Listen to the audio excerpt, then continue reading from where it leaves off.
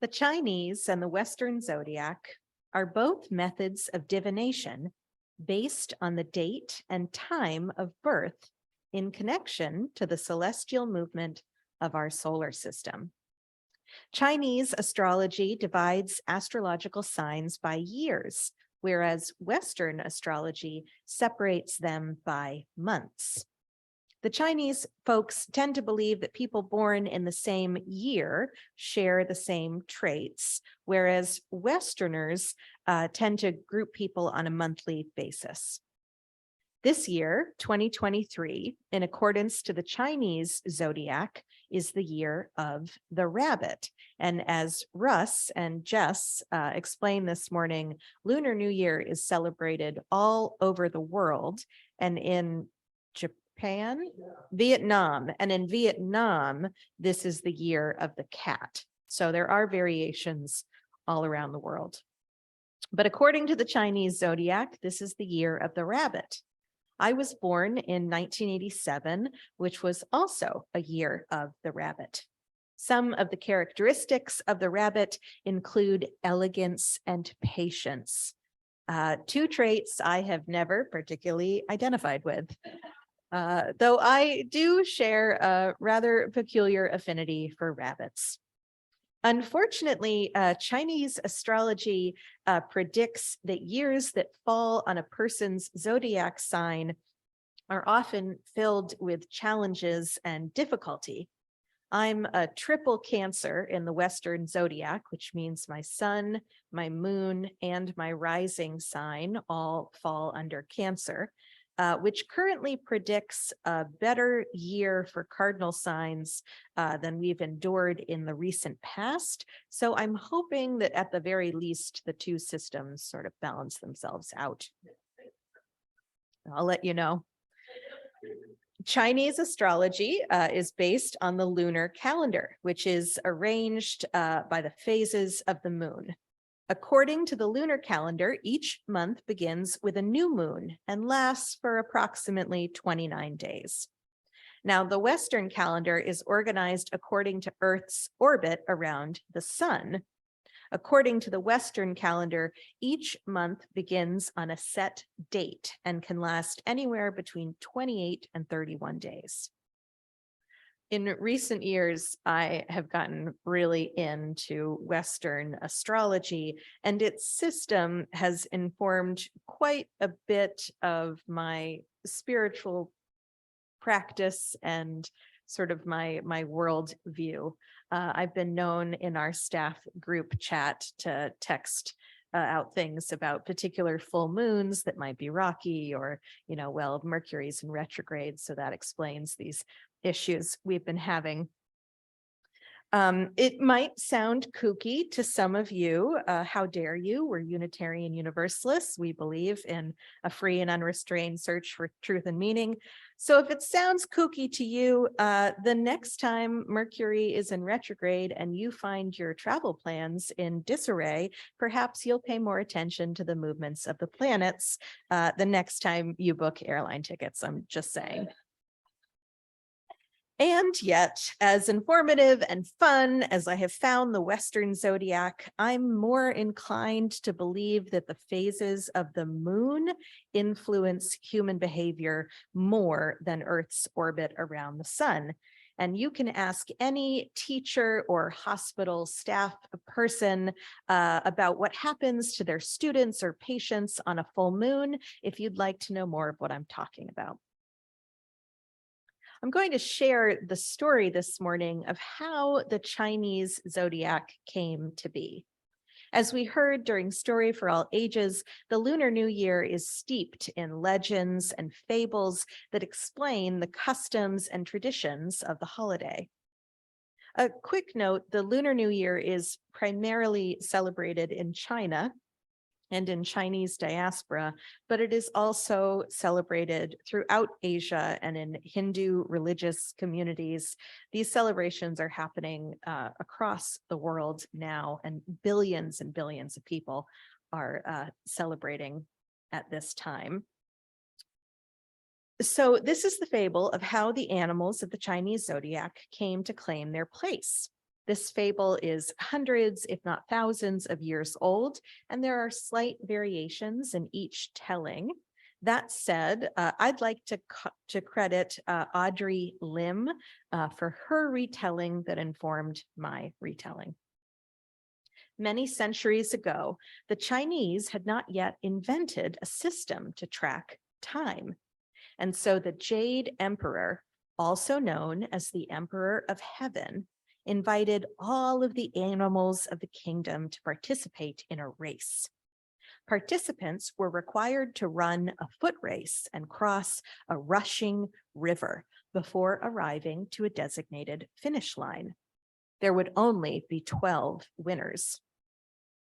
Now, we're all familiar with the ancient rivalry of the cat and the rat, but according to legend, these two creatures were once dear friends. Well, very smart, both the cat and the rat were terrible swimmers. Together, the two devised a plan to convince the good-natured ox into letting them ride on his back as he crossed the river. Friendship was no match for the creature's desire to win, and the rat pushed the cat off the ox's back. To this day, the rat and the cat are sworn enemies, and the cat hates the water. As the ox came to shore, the rat hopped off the ox's back, racing to the finish line and claiming the first spot in the Zodiac. The ox, good-natured but naive, claimed second place. After the ox came the tiger, panting heavily while explaining between heaving breaths to the emperor how difficult it was to cross the river because of the heavy currents pushing it downstream. But with its powerful strength, the tiger made it to shore and was named third. Quick on the heels of the tiger hopped the rabbit, who crossed the river by nimbly jumping from stone to stone until the swift current caused it to slip. Being a lucky creature, the rabbit grabbed hold of a floating log and made it quickly to shore. The rabbit claimed the fourth spot in the Zodiac. Then came the dragon, the creature the emperor had assumed would arrive first. The dragon, a classic do-gooder, explained that he needed to bring forth the rain to help all of the people and animals of the earth, which delayed his finishing time. And the dragon added, just as he was crossing the river, he noticed a poor, drenched rabbit clinging to a log for dear life. The dragon used his powerful breath to help the rabbit reach the shore. Just on the heels of the dragon came the galloping horse, who would have finished sixth, but was spooked by a sneaky snake who slithered in front of the horse, claiming sixth, while the horse finished seventh. Not long after that, a little distance away, came the sheep, the monkey, and the rooster. These three creatures had helped each other to get where they were.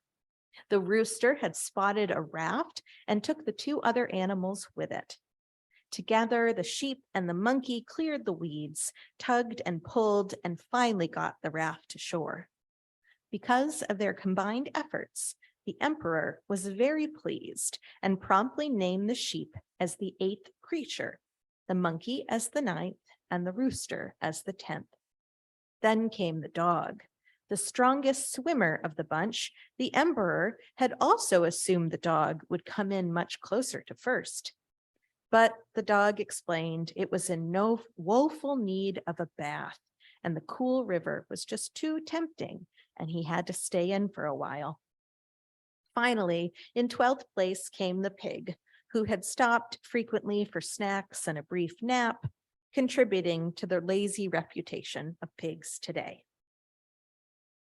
2023 is the year of the water rabbit, as the zodiac, both the Chinese zodiac and the Western zodiac, are connected to the elements, though the elements are slightly different. This year, 2023, is predicted by Chinese astrologers to be a year of hope. Learning this perked up my spirit, as I think we all are searching for a sense of renewed hope after 3 of the most difficult years in our collective history. I've also been thinking a lot about China recently. After the country ended their zero COVID policy that kept their citizens trapped in extreme lockdown conditions beginning in February of 2020. Overnight, very recently, the Chinese government did a complete 180, erasing all restrictions within a population that has not had access to effective vaccines. At this point, American media seems to be relishing in reporting how many of China's citizens have now become infected with the virus.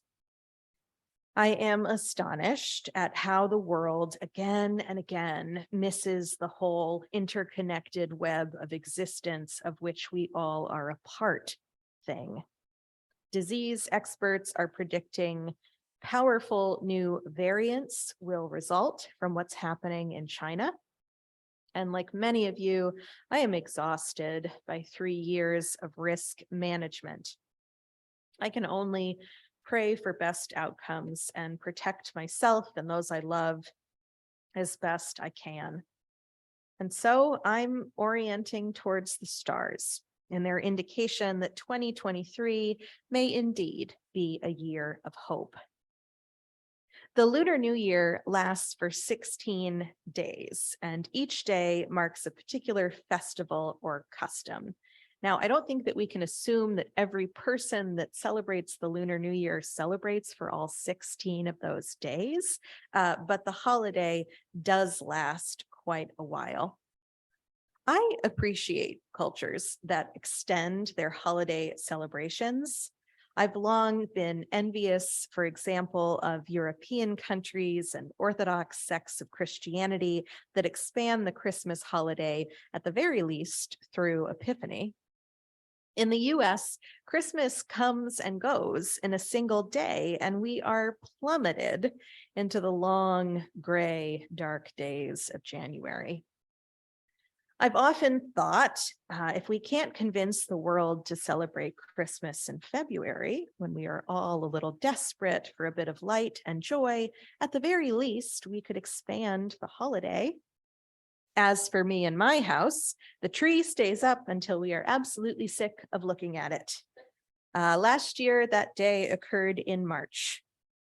I also appreciate the simplicity of the traditions and superstitions of the Lunar New Year, wearing new clothes, enjoying delicious food in the company of family, and giving gifts and small amounts of cash in red envelopes. Wearing red for luck, avoiding cleaning so one does not sweep away all of their good fortune, and partaking in rituals to bless ancestors and spirits believed to inhabit homes. The year ahead is the focus, and the health and general well-being of self and those closest to us informs the prayers and well wishes of those celebrating. Similar to my feelings about the abruptness of Christmas is an annoyance with the hardcore headfirst tumble we Americans tend to take into the new year.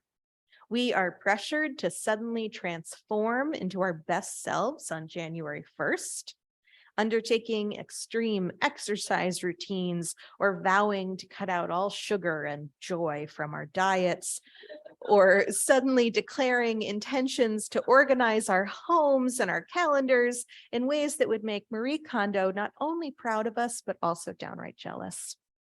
It's too much pressure, and I long ago swore off extreme plans of transformation on January 1st. Whatever happened to proper hibernation?